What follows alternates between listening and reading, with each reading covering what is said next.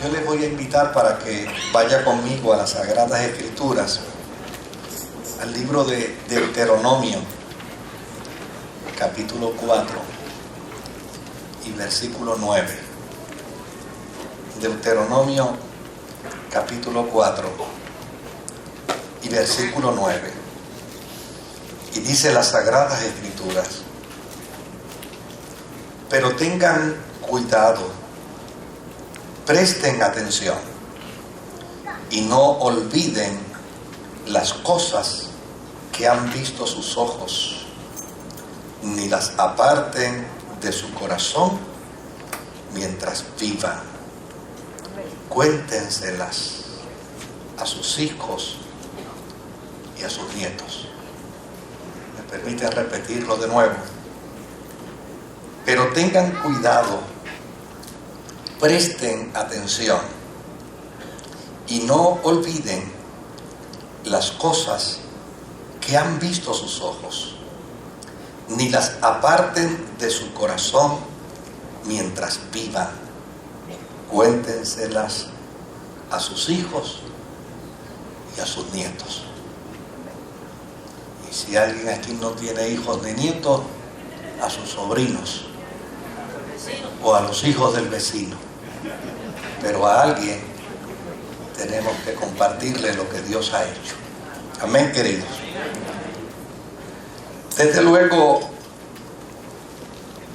muchas veces nosotros filosofamos un poco con respecto a la problemática social y nos involucramos en una serie de argumentaciones para más o menos llegar a las mismas conclusiones que casi siempre llegamos. Esto está bien malo, esto no hay quien lo arregle.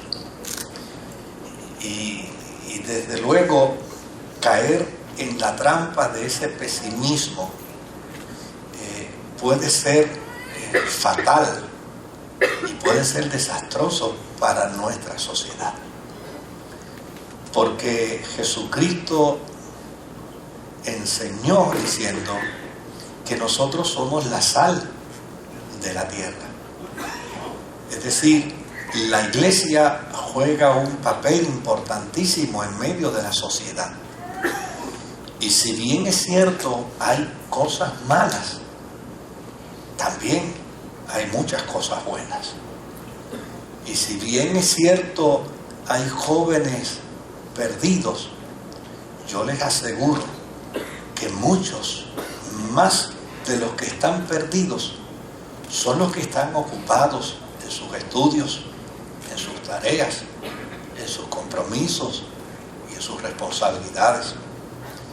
De hecho, nosotros casi le estamos haciendo coro a la prensa en Puerto Rico, y si alguien trabaja para la prensa me disculpa, pero muchas veces le hacemos coro a la prensa. La prensa anda buscando noticias, y desde luego, si un perro me muerde a mí, eso no es noticia. Pero si yo muerdo al perro del vecino, yo le aseguro a usted, óigame, que va todo el mundo corriendo a casa a provocar esa noticia. Porque a fin de cuentas, ese ciclo de proveer lo que necesitamos y de adquirir lo que nos proveen, pues es lo que nos ha llevado a nosotros precisamente a depender, a tener casi una codependencia de noticias malas, al punto de que nos levantamos por la mañana y casi para alguna gente es una necesidad encender la radio, no para escuchar una reflexión, sino para escuchar a quienes mataron hoy y qué problemas han sucedido y qué situaciones difíciles están aconteciendo.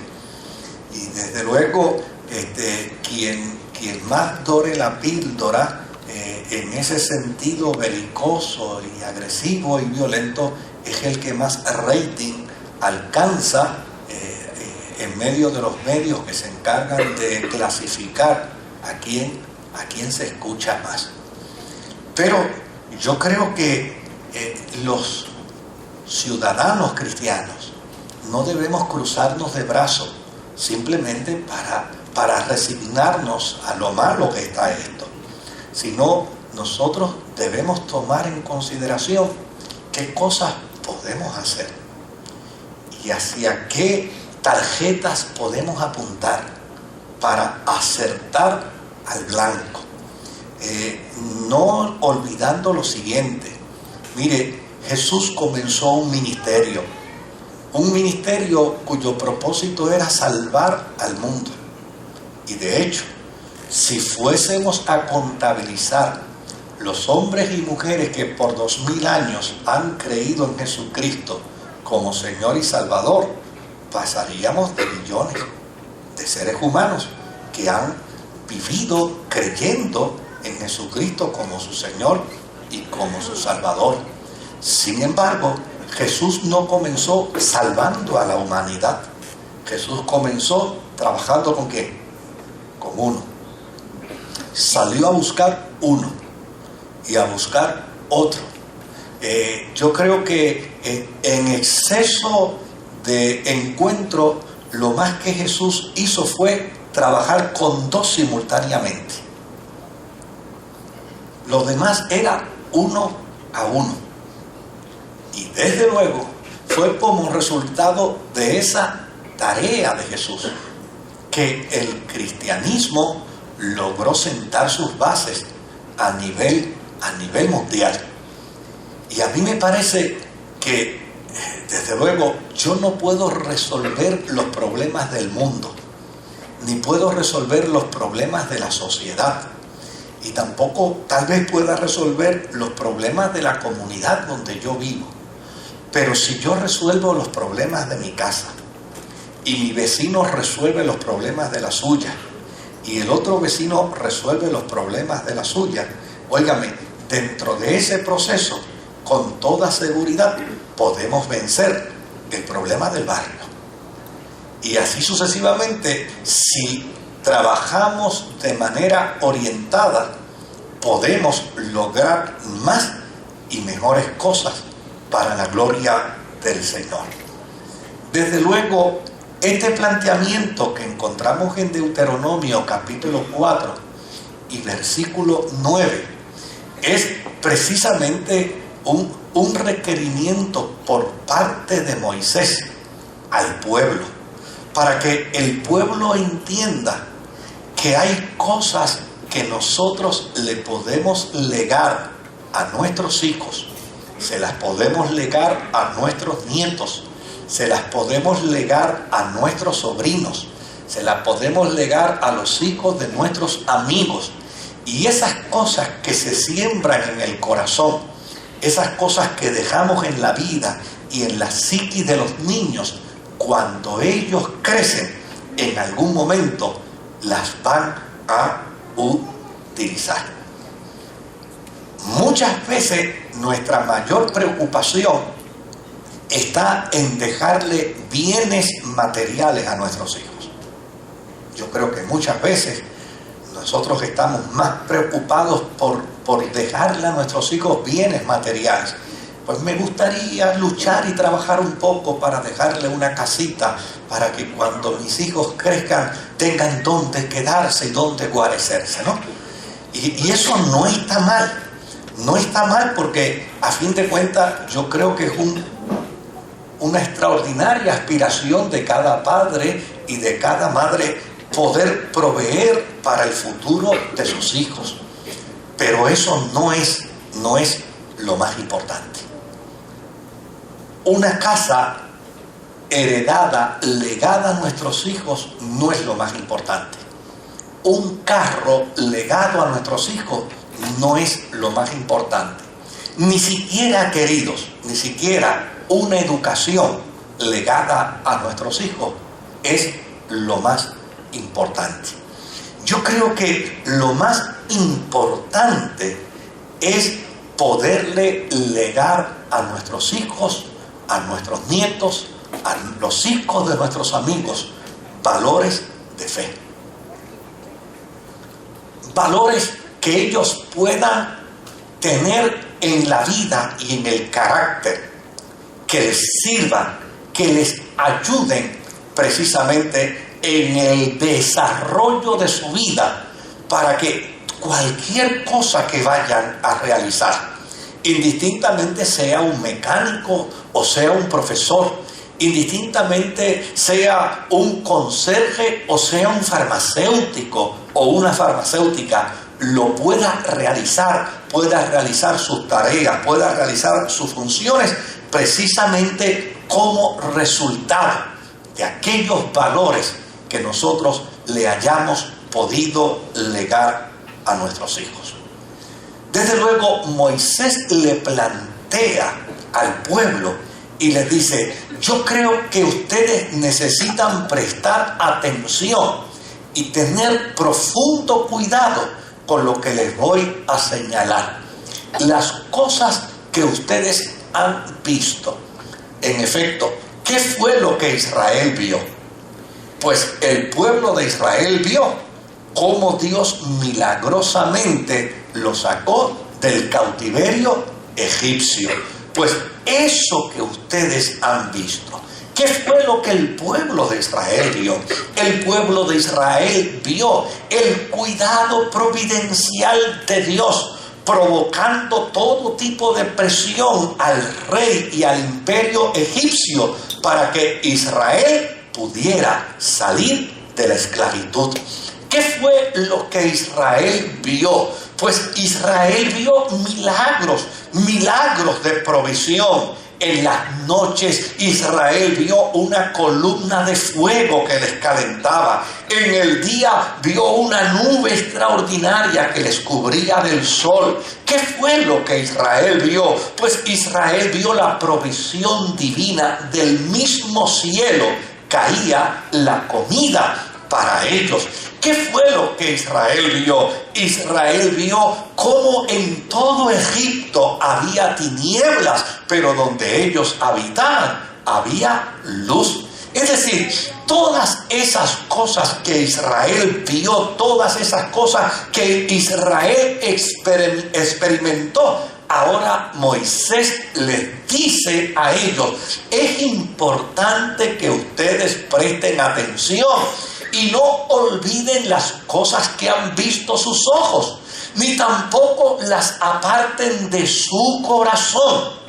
Porque déjenme decirle algo: muchas veces nosotros estamos tan acostumbrados a milagros de Dios, que es un milagro va y un milagro viene, un milagro va y un milagro viene, pero a fin de cuentas no atesoramos en nuestro corazón, no atesoramos en nuestra vida las cosas que Dios hace con nosotros diariamente. ¿Y qué le está diciendo Moisés aquí al pueblo? Moisés le está diciendo: esas cosas que ustedes han visto, esas cosas que ustedes han experimentado, yo quiero que ustedes las guarden en su corazón. Pero además de guardarlas en su corazón, es importante que ustedes se las compartan a sus hijos, que ustedes se las compartan a sus nietos y que se las compartan a sus seres queridos.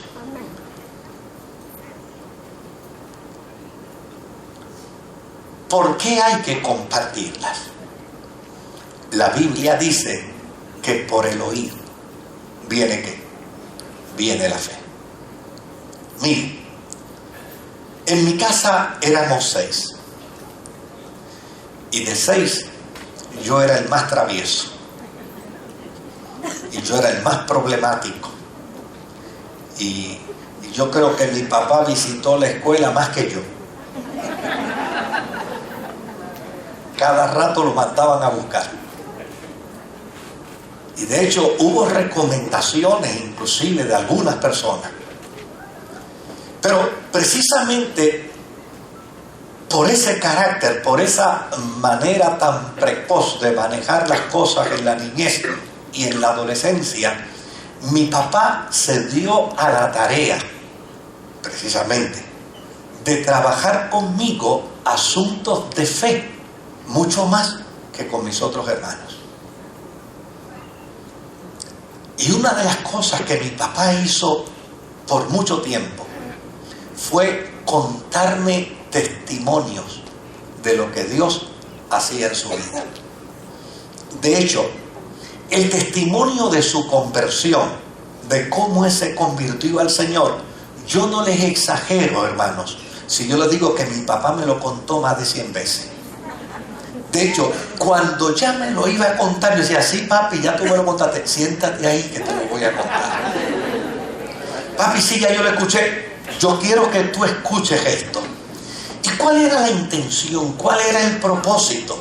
Cuéntaselas a sus hijos y cuéntaselas a tus nietos. Desde luego, imagínese si yo me sé el testimonio de memoria de mi papá. Que mi papá comenzaba diciéndome, mira, viviendo yo en el barrio Cibao de Camuy, y teniendo ya a Memo, y teniendo ya a Quique, y teniendo ya a Irma, y estando casado con mi primera esposa, ella enfermó. Y cuando ella enfermó yo tenía un colmadito. Y ese colmadito era el que daba para el sustento del hogar. Pero yo quería que mi esposa se salvara de la enfermedad. Así que yo comencé a sacar dinerito del colmadito para comprar medicina, para llevarla a distintos lugares. Pero al final mi esposa murió. Cuando mi esposa murió, Moisés, ya yo había sangrado tanto y tanto el colmadito, que el colmadito ya prácticamente no producía nada. Lo único que me quedaba eran 4 estantes de madera y de panel y una cuerda de terreno. Cuando ella murió, para poderla enterrar, vendí la cuerda de terreno en $60. Y con esos $60 yo la enterré. Como mi padre era un jíbaro, entonces me dice Moisés, y me quedé en la inopla. ¿Usted sabe lo que es eso? Me quedé en la inopla, no tenía absolutamente nada. Y después que no tenía absolutamente nada, solamente tenía mis 3 hijos, empecé a buscar la forma de echar hacia adelante, pero se me hacía tan difícil, tan difícil. En ese tiempo conocí a tu mamá, me enamoré de tu mamá, me casé con tu mamá y desde luego entendí que lo mejor que yo podía hacer era venirme para el área metropolitana a ver si echaba para adelante. Cuando llegué al área metropolitana, Moisés, fui a un supermercado que había en Río Piedras, que se llamaba Supermercado Los Diablos. El Señor los reprenda. Y allí en el supermercado Los Diablos me dieron trabajo y yo empecé a trabajar y yo estaba feliz con mi trabajo porque yo empecé a producir y los dueños del supermercado empezaron a darme confianza. Pero una mañana, cuando yo desperté para irme a trabajar, me di cuenta que el lado derecho completo de mi cuerpo estaba inerte. Mi cara derecha estaba pesada. Mi brazo derecho no se podía mover, mi pierna no se podía mover. Y allí me di cuenta que en la noche, mientras yo dormía, me había dado un derrame cerebral. Yo empecé a llorar. Y mientras yo lloraba, le dije al Señor estas palabras: Dios, yo no aguanto más dolor. Yo no aguanto más problemas. Si tú quisieras ayudarme, si tú me sanas y me muestras tu iglesia, yo te voy a servir. Dice, diciéndole eso a Dios, volví y me quedé dormido. Cuando volví a despertar, mi pierna, mi brazo y mi cara estaban normales.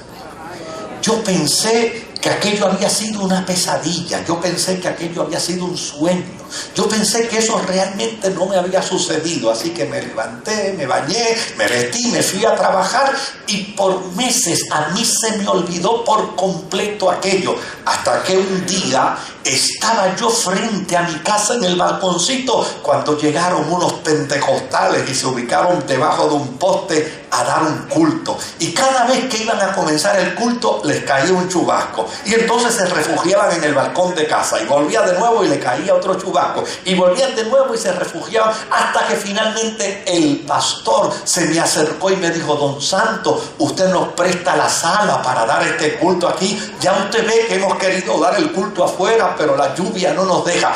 Yo se lo permití, dieron el culto en la sala de mi casa. Después que terminaron el culto me invitaron a convertirme al Señor y yo le di las gracias, pero les dije que yo no estaba preparado para convertirme. Ellos salieron de casa después de beberse un juguito y unas galletitas que yo les obsequié, y cuando iba bajando el pastor me dijo: no se preocupe, don Santo, que yo le cierro el portón. Y cuando él estaba cerrando el portón de mi casa, algo que yo no conocía, algo que yo nunca había visto, algo que yo nunca entendería, allí empezó a suceder. Aquel hombre empezó a moverse de frente hacia atrás, de derecha a izquierda. Cuando yo lo vi en aquel movimiento que él no podía controlar, lo único que me vino a mi mente fue: pobrecito, le está dando un ataque de epilepsia. Y allí yo mirando a aquel hombre que se iba hacia atrás, que se iba hacia el frente, que se iba hacia los lados, yo decía: pero no parece epilepsia porque no se cae, se mantiene en pie. Y el hombre echaba hacia atrás, echaba hacia el frente. De momento volvió de nuevo y abrió el portoncito y empezó a caminar hacia donde yo estaba. Se paró frente a mí y me dijo: así dice el Señor, aquella madrugada me dijiste que si te sanaba y te mostraba mi iglesia me servirías. Aquella misma madrugada te sané y hoy te estoy mostrando mi iglesia. Yo se lo he contado a ustedes al dedito, ni una letra más ni una letra menos. Más de 100 veces él me contó ese testimonio. Me lo compartía con tanta pasión, me lo compartía con tal compromiso. Obviamente ahora yo puedo entender que el objetivo de mi papá era que Dios hiciera algo conmigo. Pero eso es lo que dice Moisés: lo que Dios ha hecho contigo, cuéntalo. Lo que Dios ha hecho en tu vida, díselo a tus hijos.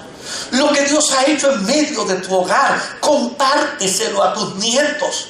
Porque a fin de cuentas, cuando ellos conocen al Dios que tú tienes como resultado de tu testimonio, ellos van a descubrir que Dios escucha al que le pide, que Dios es Dios que sana, que Dios es un Dios compasivo, que Dios es un Dios todopoderoso, que Dios hará lo necesario para salvarnos, que Dios nos llevará hasta la persona de Jesucristo y que Dios es un Dios que hace milagros. Yo creo que es una gran responsabilidad de nosotros compartirle a los nuestros lo que Dios está haciendo en favor de nuestras vidas. De hecho, en las Sagradas Escrituras hay un milagro que a mí me fascina. Pero más que el milagro, lo que me fascina es la decisión que Jesús tomó con esa persona después de haberle hecho el milagro. Es el endemoniado de Gadara.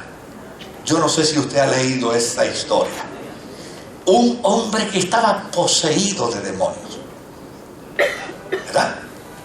Y el Señor reprendió los demonios, los echó a los cerdos y el hombre quedó totalmente sano. Después que el hombre se sanó, esto es lo que a mí me maravilla. Después que el hombre se sanó, fue donde Jesús y le digo a Jesús: Jesús, te quiero seguir, me quiero ir contigo por ahí para abajo, vámonos tú y yo por ahí para abajo. ¿Y sabe qué Jesús le dijo? No, a mí no me vas a seguir. Vete a dónde, vete a tu casa, y cuéntale a los tuyos las cosas grandes que Dios ha hecho en tu favor. ¿Y sabe por qué a mí me maravilla eso? Porque a fin de cuentas, quienes iban a validar el milagro de su sanidad, el milagro de su liberación, ¿sabe quién era? La familia. Si él se hubiera ido detrás de Jesús y cualquiera le hubiera preguntado a su esposa o a su padre o a su madre, oye, ¿y el hijo loco que tú tienes? ¿Dónde está? El loco se fue detrás de Jesús. Y todavía el día de hoy sería ¿qué? Loco. Pero Jesús tuvo el cuidado de vindicarlo ¿dónde? De vindicarlo dentro del hogar, de vindicarlo dentro de la familia, de tal manera que fuera su propia familia la que afirmara ¿qué cosa? Que Dios lo había sanado. Porque los testimonios más grandes de Dios en tu vida los tienes que contar en tu casa. Los testimonios más grandes de Dios en tu vida se los tienes que contar a tus hijos. Yo estoy seguro que ustedes han escuchado esa famosa fórmula de los judíos cuando iban a orar y decían Dios de Abraham, Dios de Isaac y Dios de Jacob. Yo estoy seguro que usted ha escuchado esa fórmula. Ahora, esa fórmula vino como consecuencia ¿de qué? Esa fórmula vino como consecuencia de que Abraham le contó a Isaac lo que Dios había hecho en su vida. Abraham le contó a Isaac, mira, estando yo en la tierra de mi familia, escuché una voz desde el cielo que me dijo, sal de tu tierra y sal de tu parentela y ve a una tierra que yo te voy a dar. Yo estoy seguro que muchas veces Abraham le contó a Isaac la forma y manera como Dios de Ur de los Caldeos. Yo estoy seguro que muchas veces Abraham le contó a Isaac la forma y manera como él vino a la existencia. Y yo estoy seguro que tuvo que decirle, cuando ya yo no podía tener un hijo, ni tu madre podía tener un hijo, óyeme, Dios se complació en su gracia y en su misericordia para darnos a ti como nuestro hijo. Yo estoy seguro que fueron muchas las veces que Abraham tuvo que compartirle a Isaac la experiencia aquella extraordinaria cuando el cordero apareció en el momento del sacrificio. Esa fe de Abraham, él la infusionó en la persona de su hijo Isaac. ¿Y sabe qué sucedió? Que cuando Isaac tuvo necesidad de Dios, lo primero que dijo fue, ¿dónde está el Dios de Abraham? Vamos a recurrir al Dios de mi padre. Y eso mismo Isaac se lo enseñó a Jacob.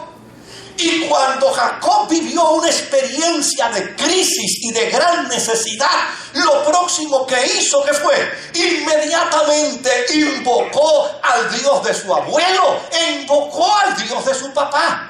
Porque tanto su abuelo como su padre se dieron a la tarea de hacerle saber que Dios es un Dios de milagros. Las cosas que Dios ha hecho en favor de tu vida, cuéntaselas a tus hijos y cuéntaselas a tus nietos.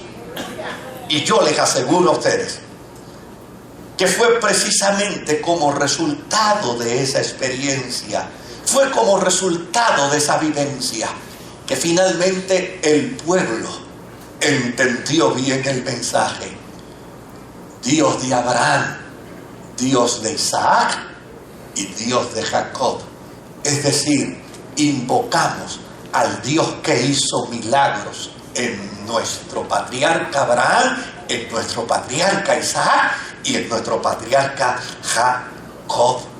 Cuando tú y yo le compartimos a nuestros hijos lo que Dios hace en nuestro favor, cuando tú y yo le compartimos a nuestros hijos los portentos de Dios en nuestra vida, los milagros de Dios en nuestra vida, esa experiencia se queda grabada en su recuerdo.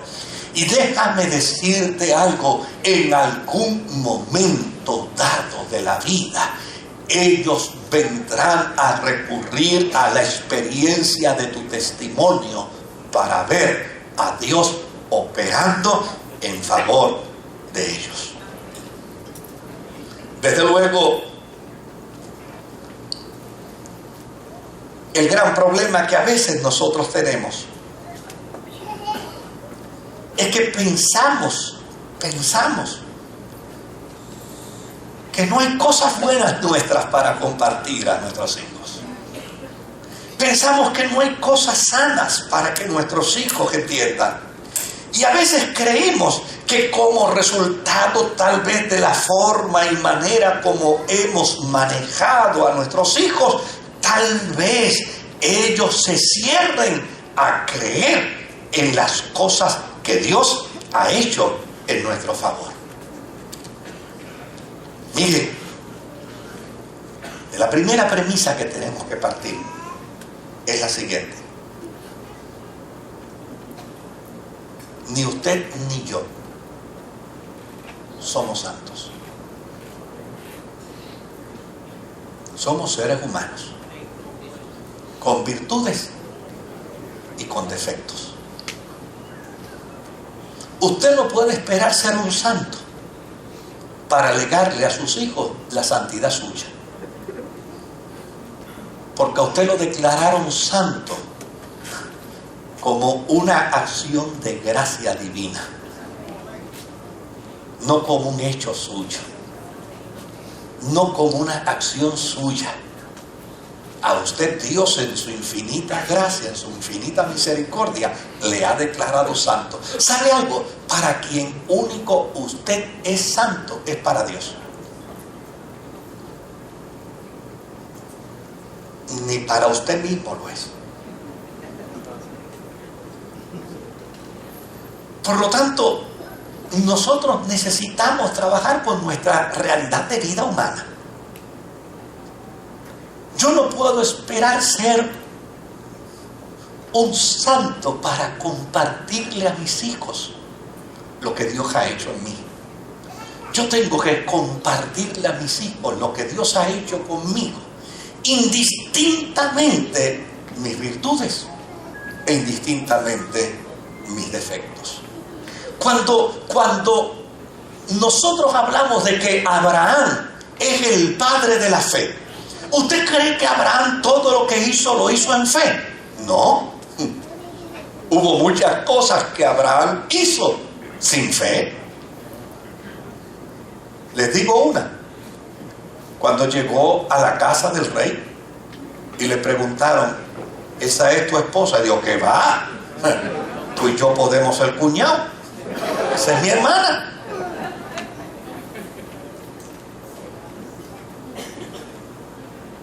Cuando yo recuerdo a Moisés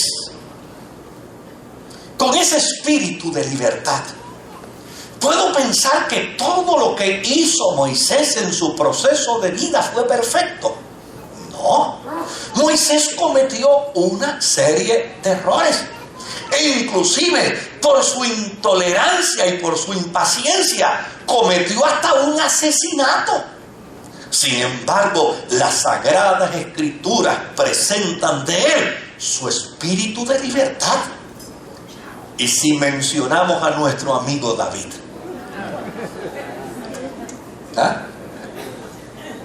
¿podemos pensar que David es un santo? No, querido. Las Sagradas Escrituras están llenas de historias que presentan a David en sus desatinos, a David en sus errores. No solamente en su juventud para decir fueron errores de juventud, no, en su vejez todavía David seguía cometiendo errores. Es más, se estaba muriendo el sinvergüenza. Se estaba muriendo cuando Salomón lo vino a visitar. Y cuando Salomón se le acercó, le dijo, oye hijo, aquel señor que una vez se interpuso contra mí en una decisión de una tierra, ¿está vivo? Sí, papá, yo creo que está vivo. Ah, está vivo. Oye, ¿y aquel que se confabuló con tu hermano Absalón para hacerme daño, todavía está vivo? Sí, papá, está vivo. Ah, también está vivo. Oye, y contéstame una pregunta. Aquel que empezó a filtrar información a mis enemigos para que me asediaran y me acusaran. ¿Te acuerdas de quién? Sí, papá, sé de quién me estás hablando. ¿Todavía está vivo? Sí, papá, está vivo. Pues ¿sabes algo, hijo? Mátalos a todos. Ahí están sus defectos presentados.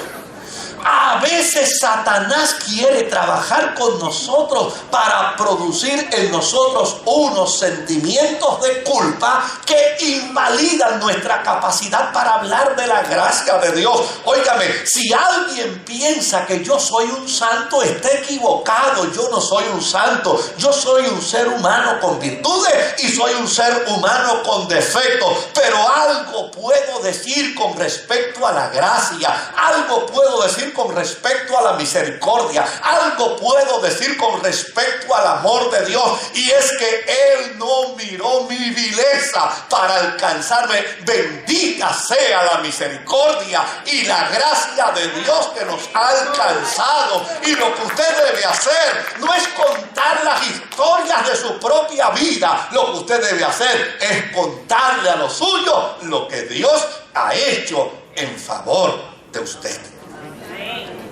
¿Y qué pudiéramos decir de ese que mandó a matar al primer mártir de la iglesia cristiana?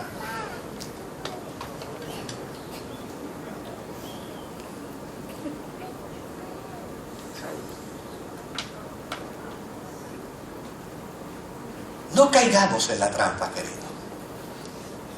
No caigamos en la trampa de pensar que los nuestros nos tienen leídos.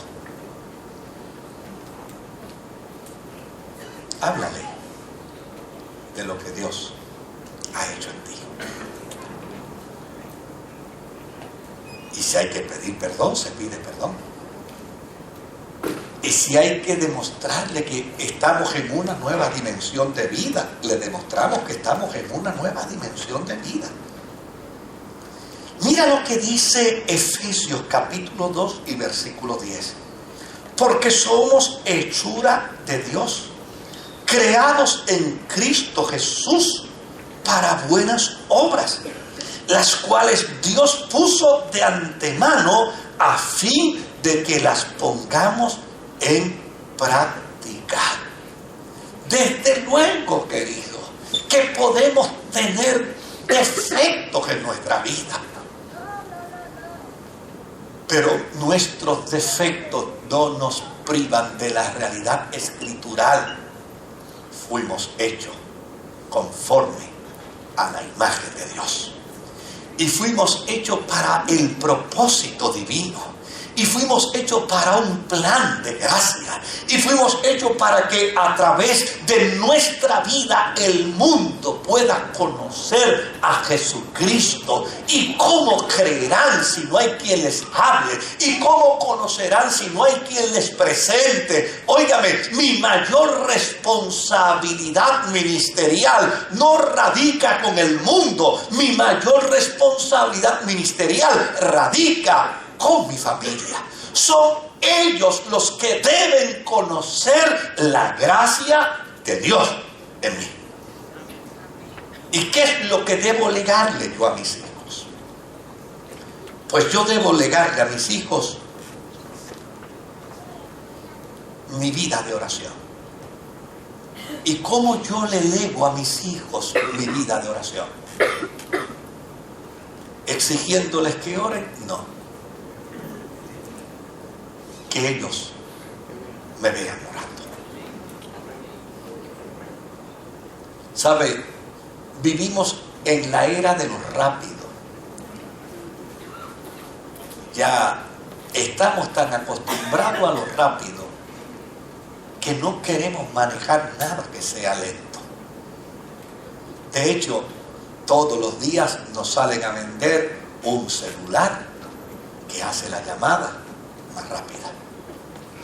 Todos los días nos salen a ofrecer un sistema cibernético que tiene mayor velocidad.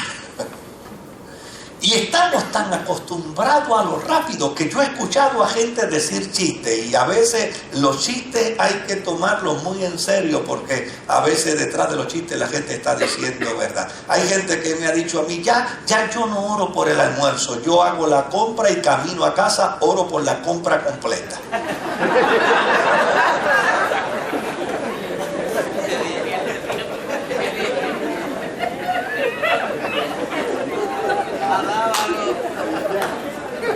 Como ya lloré por la compra, olvídate, ahora es cuestión de cocinar y comer.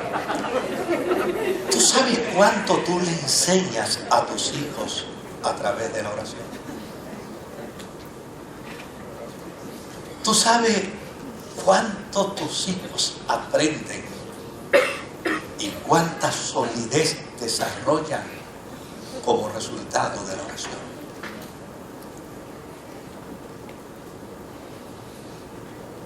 Cuando yo escuchaba a mi padre comenzar su oración con estas palabras, amantísimo Dios y Padre Celestial, yo decía, aguántate infierno, que por ahí viene Dios a responderle al viejo.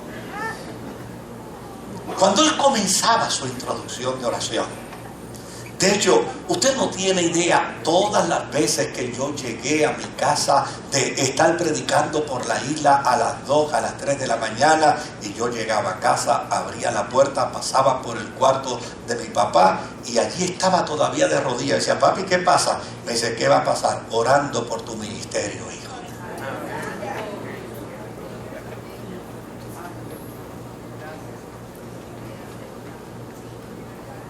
Si yo hago esta pregunta, ¿tus hijos te han visto orar?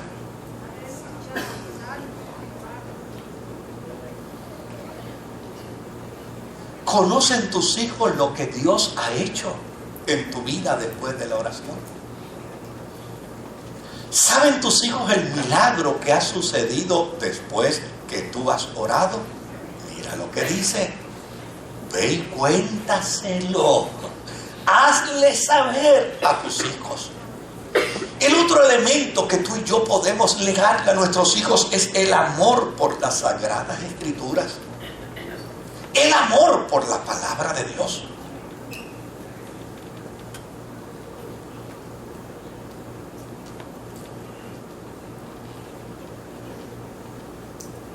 Nuestros hijos necesitan ver que nosotros amamos las Sagradas Escrituras y que amamos la palabra de Dios.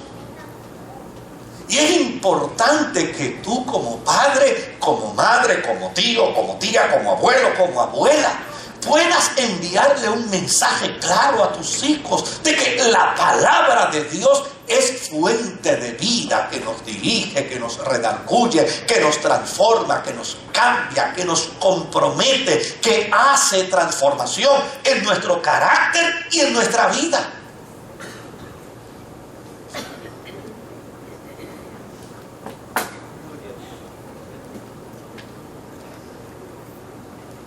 Yo tengo unos amigos que me contaron una vez, muertos de la risa, que ellos no querían que el pastor de su iglesia fuera a su casa, porque el pastor le hacía preguntas a los niños. De él fue que yo aprendí a hacerle preguntas a los niños. Y me dice, nosotros cuando veíamos que se acercaba a los nenes, inmediatamente los llamábamos y le asignábamos una tarea, porque sabíamos que estaba explorando con los nenes. Pero un día llegó a casa y yo me estaba afeitando y mi esposa estaba en la cocina, entonces le dijo al nene, cántame un corito. Era aquel tiempo donde había una novela donde cantaba el Puma. Voy a perder la cabeza por tu amor. Y ese fue el corito que el nene le cantó al pastor. Y el pastor no esperó. Le dijo, ¿y de dónde tú aprendiste ese corito, nene? Y el nene le dijo, papá y mamá que ven la novela antes de ir para la iglesia. ¿Qué tiempo nosotros sacamos? O sea, ¿cómo nos recuerdan nuestros hijos? ¿Cómo nos recuerdan? ¿Qué cosas recuerdan de nosotros?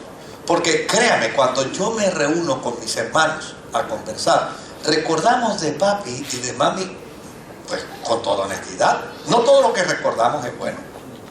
A veces recordamos los castigos innecesarios. Y a veces recordamos algunas de las cosas que hizo que obviamente no eran aplaudibles. A veces yo me siento con mi hermano y le digo, ¿te acuerdas el día que papi te dio 3 correazos a ti y 2 a mí? Me dijo, sí, me acuerdo todavía, claro que me acuerdo. Le digo, ¿qué necesidad yo tenía de recibir 2 correazos si el que lo hiciste mal fuiste tú?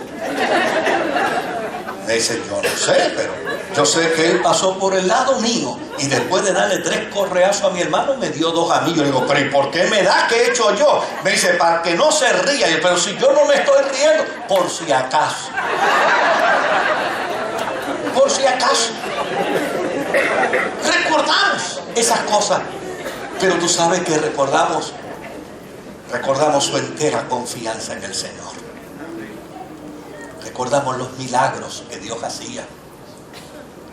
Recordamos las intervenciones de gracia.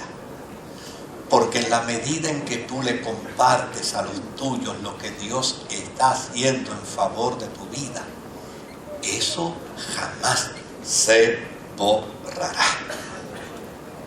¿Sabe qué otra cosa le podemos dejar a nuestros hijos? Nuestro desprendimiento de amor. Nuestras acciones de misericordia. Nuestras acciones compasivas.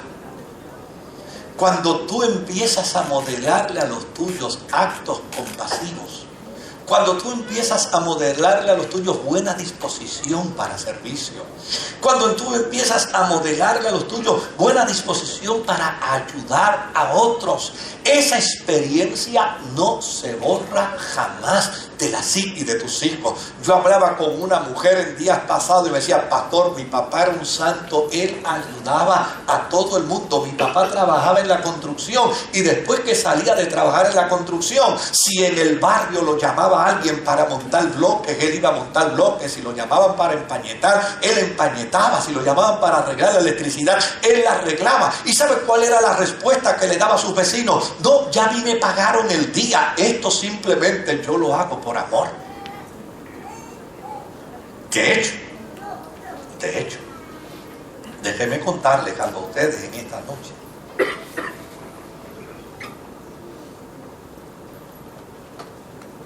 Los actos de bondad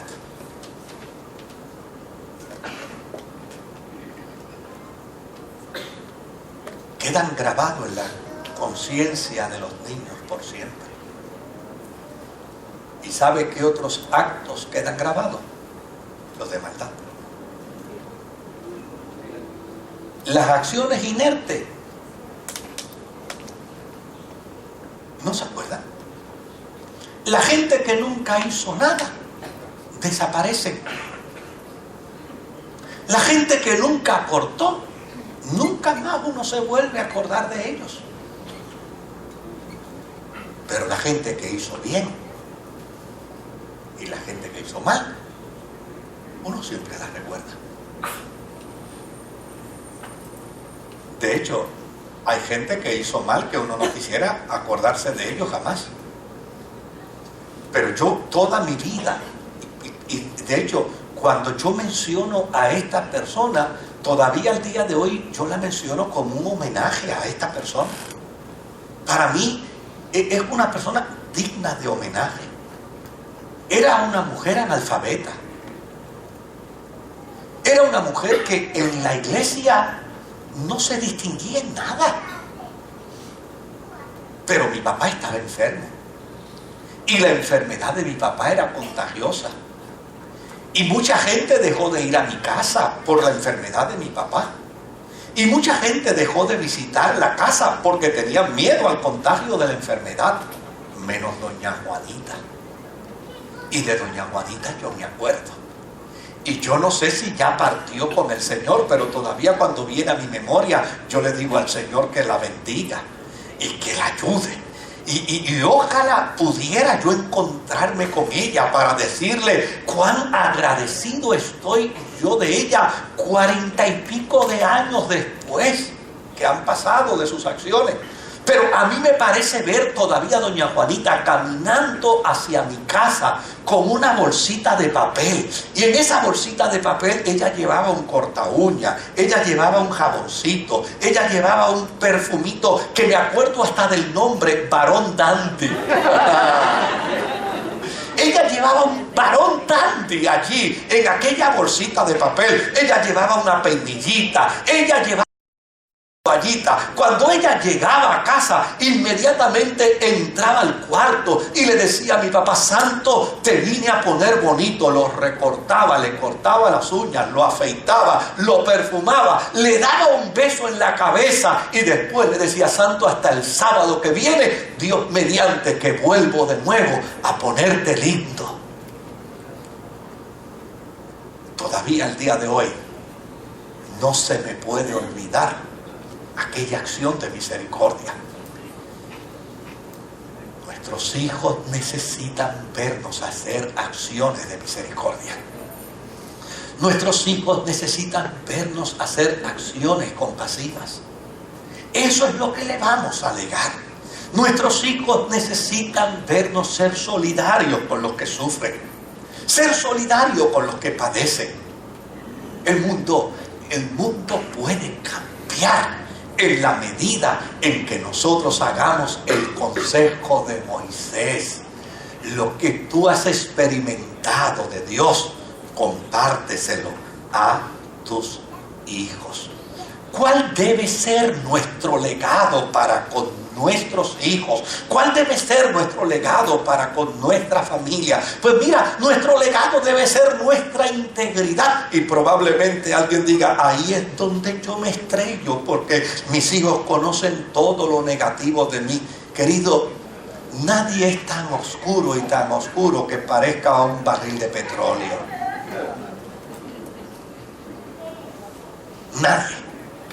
Nadie es tan perverso que no pueda tener acciones de bondad. Y de lo que se trata aquí, ¿sabe qué es? Modelarle lo que es bueno. Es modelarle nuestras virtudes. Es modelarle las cosas nobles. Lo malo, Dios va a seguir trabajando con nosotros. Nuestras cosas negativas, Dios las seguirá trabajando. Todavía Él no ha terminado conmigo. Todavía le queda un tramo de trabajo bastante grande y bastante extenso. Y de seguro que eso mismo Él está haciendo en la vida de todos y cada uno de nosotros. Pero yo no puedo esperar bajo ninguna circunstancia mi perfección para modelarle a mis hijos lo bueno que hay en mí, las virtudes que hay en mí, las cosas nobles que hay en mí. Son las que yo debo seleccionar para implantarlas en el corazón de los míos.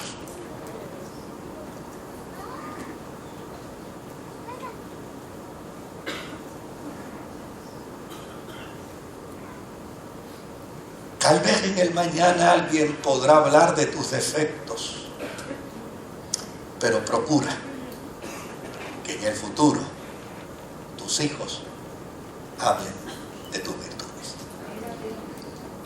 Alguien probablemente se encargará de decir de tus debilidades, pero procura que tus hijos hablen de tus fortalezas. Alguien probablemente se encargará de decir las cosas feas de ti, pero procura que en el futuro tus hijos hablen de las cosas nobles que tú hiciste en favor de ellos. ¿Qué podemos legarle a nuestros hijos? Pues le podemos legar precisamente los milagros que Dios ha hecho en nuestra vida. No pierdas tu tiempo, querido, no lo pierdas. Cada vez que tengas la experiencia de un milagro de Dios, llama a tus hijos y cuéntaselo. Cuéntaselo. Cada vez que tengas una intervención de gracia de Dios en favor de tu vida, compártelo a los tuyos. Hazle saber a los tuyos la relación que tú tienes con Dios. Hazle saber a los tuyos el cuidado providencial que Dios tiene en favor de tu vida. Un día, tus hijos y los míos, tus nietos y los míos pasarán por las dificultades de la vida por las cuales todos los seres humanos pasamos. Pero si como Abraham le enseñamos a nuestros hijos las maravillas de Dios en nuestro favor, un día nuestros hijos también mirarán al cielo para decir: Dios de Abraham, Dios de Isaac, Dios de Jacob, Dios de papi, Dios de mami, haz algo también conmigo. Haz algo también en mí. Haz algo también en mi vida. Óigame, la manera de evangelizar a nuestros hijos no es llevarlos a una campaña. La manera de evangelizar a nuestros hijos no es llevarlos a una experiencia de fe forzada. No, la manera de evangelizar a nuestros hijos no es hablarle de un Dios que castiga y de un Dios que persigue y de un Dios que lacera. La manera de evangelizar a nuestros hijos es contarle, como dijo Moisés, las maravillas que Dios ha hecho en nuestro favor. Cuando tu hijo sepa que Dios te ha provisto en la necesidad, cuando tu hijo y tu hija sepan que Dios ha sido bonanza en tu tormenta, cuando tu hijo y tu hija sepan que Dios ha sido sanador en tu enfermedad, cuando tus hijos sepan que Dios ha sido restauración en tu caída, cuando tus hijos sepan que Dios te ha levantado cuando has estado en el suelo, esas mismas experiencias cotidianas de vida, un día también ellos probablemente la experimentarán, pero ellos recurrirán al Dios que te levantó, al Dios que fue para ti bonanza, al Dios que fue para ti provisión, al Dios que fue para ti sanidad, al Dios que fue para ti salud. Yo he contado esto en otras ocasiones, pero yo fui pastor en el pueblo de Trujillo Alto por cerca de 6 años. Y entre los miembros de la iglesia estaba la mamá del fundador de Hogares Crea, Che Juan García.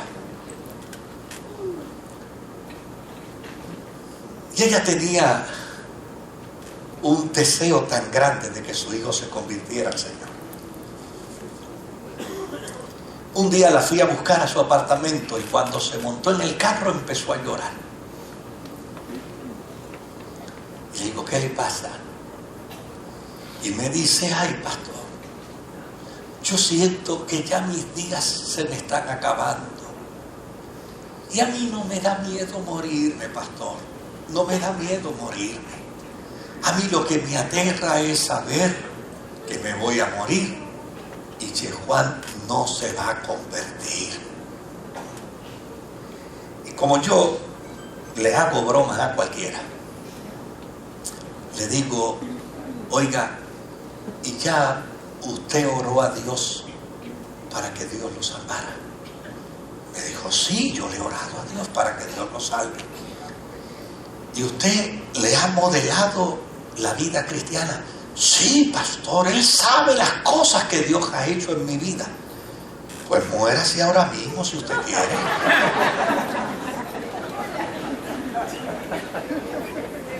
¿Sabe algo? Usted no tiene que preocuparse si usted lo va a ver salvo. Usted lo que tiene que creer es que si usted le ha hablado de la gracia de Dios y le ha compartido lo que Dios ha hecho en su vida, usted lo que tiene que vivir es feliz, que cuando usted llegue a la presencia del Señor, un día usted se lo va a encontrar a Él allá. ¿Usted ya se lo entregó al Señor? Sí, pastor, pues mire, quédese tranquilo. tranquila. Ella empezó a reírse. Me dice, entonces me debo morir hoy. Bueno, si quiere, pero espere llegar a la casa. Se muere en mi carro, entonces me crea problemas a mí. Y empezamos a reírnos. Empezamos a disfrutar la experiencia de creer que Dios iba a obrar en la vida de él. Pues efectivamente, ella tenía razón. Sus días estaban acortándose. Unos meses después, ella partió a morar con el Señor.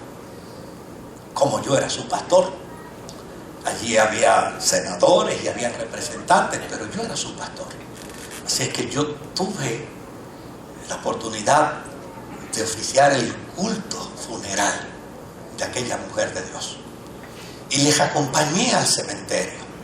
Y desde luego, cuando llegué al cementerio, Che Juan me dijo, aquí nadie va a hablar. El único que va a hablar es usted, pastor. Y yo dije, pues, ¿cómo no? ¿Dónde tú te vas a colocar? Me dijo, yo me voy a colocar aquí al frente. Pues fantástico, yo voy a estar frente a ti. ¿Y sabe qué yo hice? Yo conté adrede la experiencia que yo viví con su madre unos meses antes. Y allí lo conté. Después que lo conté, enterraron a aquella mujer de Dios, yo me fui para mi casa. Y unos 9 meses después, un viernes en la tarde, suena el teléfono en mi casa, yo lo contesto y era Che Juan García. Me dice, oye, ¿tú puedes venir a Pensilvania hoy en un vuelo que hay en la noche? Yo le dije, muchacho, no, hoy no. Voy a ir hoy. Él era así. Me dice, chico, pero es que tú puedes venir hoy y te vas mañana. Yo dije, no, muchacho, no. Hoy viernes, yo montarme en un avión y ir a Pensilvania para entonces regresar el sábado y venirme para la iglesia para atender los cultos, no, está un poquito fuerte. Me dice, chico, pero ¿cuándo tú puedes venir? Mira, lo más que yo puedo hacer, Che Juan, es ir el lunes. El lunes yo me monto en un avión, voy a Pensilvania y te veo, y si es posible el martes en la mañana me regreso. Pues te voy a esperar. Y en efecto el lunes fui a verlo. Llegué a su oficina en Pensilvania y cuando entré a su oficina cerró la puerta. Y después que cerró la puerta me dijo, óyeme, cuéntame aquello que tú contaste en el cementerio. Cuéntame lo que tú contaste en el cementerio de mamá. Y yo le dije, claro que sí. Y empecé a contárselo como si estuviéramos reviviendo de nuevo el entierro. Cuando terminé de contarlo, se puso de rodillas y me dijo, yo quiero entregarle mi corazón a Jesucristo hoy. ¿Te das cuenta, querido?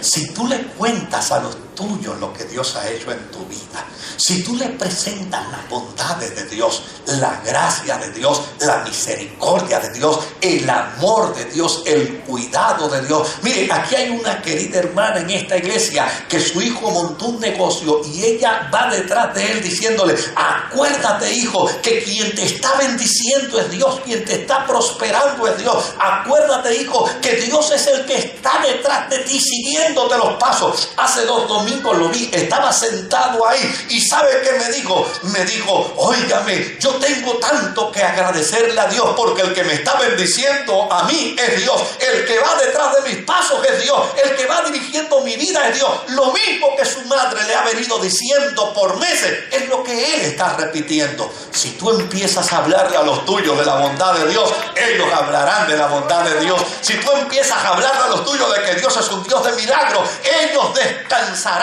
en los milagros de Dios. Si tú empiezas a hablar a los tuyos de los portentos y del cuidado de Dios en favor de tu vida, tus hijos comunicarán lo que Dios está haciendo en favor de tu vida. Y cuando esto suceda, Moisés no se equivocó. Si le contamos a nuestros hijos lo que Dios está haciendo en favor de nosotros, mañana tendremos más voces que se levantarán para hablar de la bondad de Dios, que es buena para siempre. Que el Señor me los bendiga.